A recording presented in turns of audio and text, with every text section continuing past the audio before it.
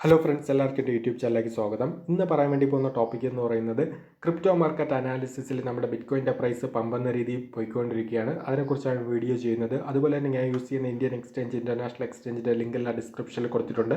താല്പര്യമുള്ളവർക്ക് ജോയിൻ ചെയ്യാവുന്നതാണ്.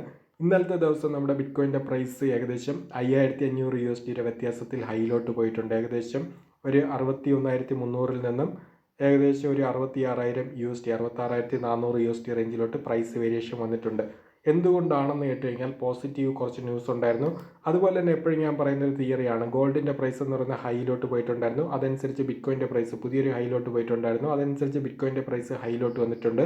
എന്നാൽ ഗോൾഡിൻ്റെ ഏറ്റവും ടോപ്പ് ഹൈ ആയിട്ടുള്ള 2432 അതിന് മുകളിലോട്ട് പോയിട്ടുണ്ടോ ഗോൾഡിൻ്റെ പ്രൈസ് എന്ന് കേട്ട് കഴിഞ്ഞാൽ പോയിട്ടില്ല. അത് ബ്രേക്ക് ചെയ്ത് 2500, 2600 USD ഗോൾഡ് പോവുകയാണെങ്കിൽ ബിറ്റ്കോയിൻ്റെ പ്രൈസ് ഉറപ്പായിട്ടും 72,000, 74,000 ഒക്കെ ബ്രേക്ക് ചെയ്ത് പുതിയൊരു ഹൈയിലോട്ട് വേണമെങ്കിൽ പോകാം. അങ്ങനെ വരികയാണെങ്കിൽ ആൾട്ട് കോയിൻസ് എല്ലാം ഹൈ ആകുന്നതായിരിക്കും. ഇന്നലെ 5000 USD വ്യത്യാസം ബിറ്റ്കോയിൻ്റെ പ്രൈസിൽ വന്നിട്ടുണ്ടായിരുന്നു. പക്ഷേ ആൾട്ട് കോയിൻസിൻ്റെ പ്രൈസ് നോക്കിക്കഴിഞ്ഞാൽ എനിക്ക് തോന്നുന്നു സൊളാന മാത്രമാണ് കുറച്ചൊരു പ്രൈസ് വേരിയേഷൻ വന്നിട്ടുള്ളത്. ഏകദേശം 140 നിന്ന് 161 വരെ പെട്ടെന്ന് പോയിട്ടുണ്ടായിരുന്നു. നമ്മുടെ BNB ഒന്നും അത്ര വലിയ രീതിയിൽ ഹൈയിലോട്ട് ട്രെൻഡ് ചേഞ്ച് ആയിട്ടില്ല. എതീരിയം ചെറിയ രീതിയിൽ വേരിയേഷൻ വന്നിട്ടുണ്ട്. ലൈറ്റ് കോയിനും അത്ര വലിയ രീതിയിലോട്ട് വേരിയേഷൻ വന്നിട്ടില്ല. XRP കാർഡിനോ ഇങ്ങനെയുള്ള പ്രോജക്റ്റ് ഒന്നും വലിയ രീതിയിൽ മാറ്റം വന്നിട്ടില്ല. എന്നാൽ ഷിബയുടെ പ്രൈസ് എന്ന് പറയുന്ന ഒരു പമ്പെന്ന രീതിയിലോട്ട് ട്രെൻഡ് കാണിച്ചെങ്കിലും അത്ര വലിയ രീതിയിലോട്ട് വന്നിട്ടില്ല. ഷിബ എപ്പോഴും പറയുന്ന ഒരു പ്രോജക്റ്റ് എന്താണെന്ന് വെച്ച് കഴിഞ്ഞാൽ, നിങ്ങൾ സെൽ ടാർഗറ്റ് നേരത്തെ സെറ്റ് ചെയ്ത് വെക്കുക. ഓക്കെ, കാരണം പെട്ടെന്ന് മാർക്കറ്റ് പോയിട്ട് ഡൗണിലോട്ട് വരാം, ഇനി പെട്ടെന്ന് ഡൗണിലോട്ട് വേണമെങ്കിലും വരാം. അതുകൊണ്ട് ബൈ ചെയ്യാൻ ഉദ്ദേശിക്കുന്ന പ്രൈസും സെല്ല് ചെയ്യാൻ ഏത് പ്രൈസിലാണ് ഉദ്ദേശിക്കുന്നത്, നിങ്ങൾ ടേക്ക് പ്രോഫിറ്റ് എടുക്കാൻ ഉദ്ദേശിക്കുന്ന പ്രൈസ് റേഞ്ച് എല്ലാം നേരത്തെ സെറ്റ് ചെയ്ത് ഓർഡർ സെറ്റ് ചെയ്ത് വെക്കുക. ഓക്കെ, കാരണം പെട്ടെന്നായിരിക്കും ക്വിക്കായിട്ടുള്ള മൂവ്മെൻ്റ് ആയിരിക്കും ഷിബയ്ക്കകത്ത് വരാൻ സാധ്യത കൂടുതലുള്ളത്. അതുകൊണ്ട് സൂക്ഷിച്ച് മാത്രം ട്രൈ ചെയ്യുക.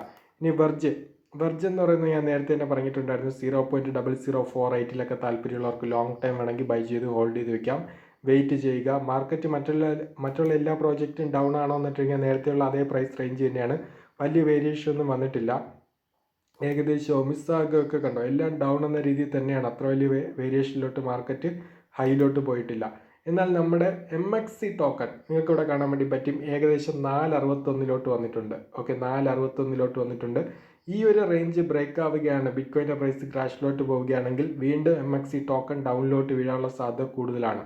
ഓക്കെ, അതുകൊണ്ട് MXC ടോക്കൺ എന്ന് പറയുന്നത് ഇതുവരെ ബൈ ചെയ്തിട്ടില്ല. അങ്ങനെയാണെങ്കിൽ നിങ്ങൾക്ക് വേണമെങ്കിൽ ഡൗൺ ആകുന്ന അനുസരിച്ച് ഏകദേശം ബൈ ചെയ്യാവുന്നതാണ് വീണ്ടും ലോങ് ടൈമിന് വേണ്ടിയിട്ട്. MXC token 0.80 USD, 1 USD range തൊട്ട് ഞാൻ ബൈ ചെയ്യാൻ വേണ്ടി പറഞ്ഞതാണ്.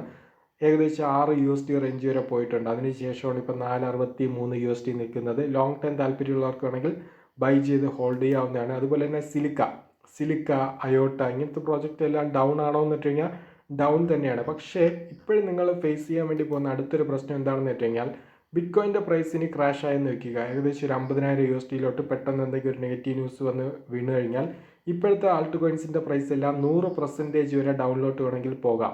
അതാണ് അതിൻ്റെ ഒരു നെഗറ്റീവ് സൈഡ് എന്ന് പറയുന്നത്. അതാണ് ഞാൻ എപ്പോഴും പറയുന്നത്, ബെസ്റ്റ് ബൈ പ്രൈസ് റേഞ്ചിൽ നിങ്ങൾ എൻ്റർ ആയി കഴിഞ്ഞാൽ നിങ്ങൾ ലോങ് ടൈം ഒരു ടാർഗറ്റ് സെറ്റ് ചെയ്ത് വെച്ച് കഴിഞ്ഞാൽ നിങ്ങളൊന്നും പേടിക്കേണ്ട ആവശ്യമില്ല. എത്രമാത്രം ഹൈയിൽ പോകുന്നു അത്രമാത്രം പ്രോഫിറ്റ് ബുക്ക് ചെയ്യാൻ വേണ്ടി പറ്റുന്നതായിരിക്കും.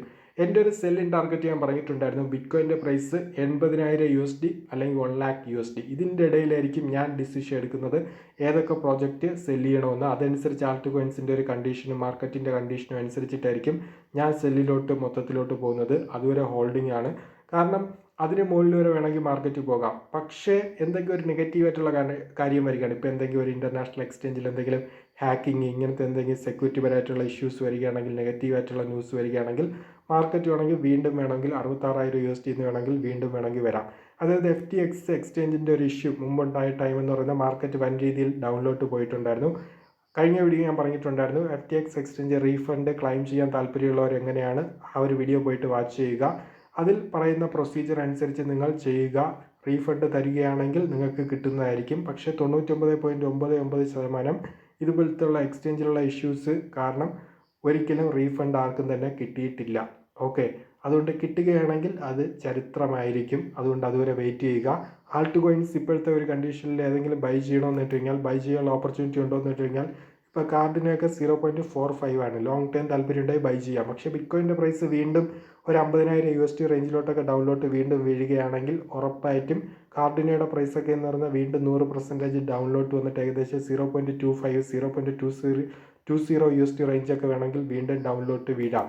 ഇനി പലർക്കുള്ള ഡൗട്ടാണ് ഗോൾഡിൻ്റെ പ്രൈസ്. ഗോൾഡിൻ്റെ പ്രൈസ് എന്ന് പറയുന്നത് നിങ്ങൾക്കറിയാം, ഇപ്പം അക്ഷയ തൃതീയ അങ്ങനത്തുള്ള കാര്യങ്ങളൊക്കെ ഇന്ത്യയിൽ നടന്നുകൊണ്ടിരിക്കുകയാണ്.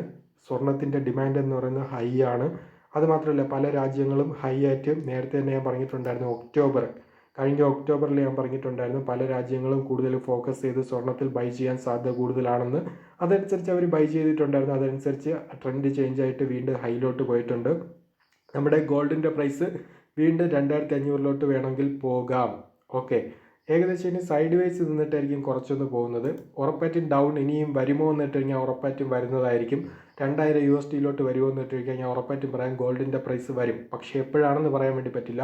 ഉറപ്പായിട്ടും വൻ രീതിയിലുള്ള ഒരു ക്രാഷ് ഉണ്ടായിരിക്കും. കാരണം ഇവിടെ നിന്ന് ബൈ ചെയ്തിട്ടുള്ളവരെല്ലാം പ്രോഫിറ്റ് ബുക്ക് ചെയ്യുന്ന ടൈം, ഹൈ ആയിട്ട് സെല്ല് ചെയ്യുന്ന ടൈം വീണ്ടും മാർക്കറ്റ് ക്രാഷിലോട്ട് വരുന്നതായിരിക്കും. അതനുസരിച്ച് 2000 USD ഒക്കെ എത്തുന്ന ടൈം ഞാൻ പറയുന്നതായിരിക്കും. താല്പര്യമുള്ളവർക്ക് ഗോൾഡ് വെച്ചിട്ട് എങ്ങനെയാണ് പ്രോഫിറ്റ് നേടാൻ കഴിയുക അതിനെക്കുറിച്ച് വീഡിയോ മുമ്പ് ചെയ്തു തന്നിട്ടുണ്ട്.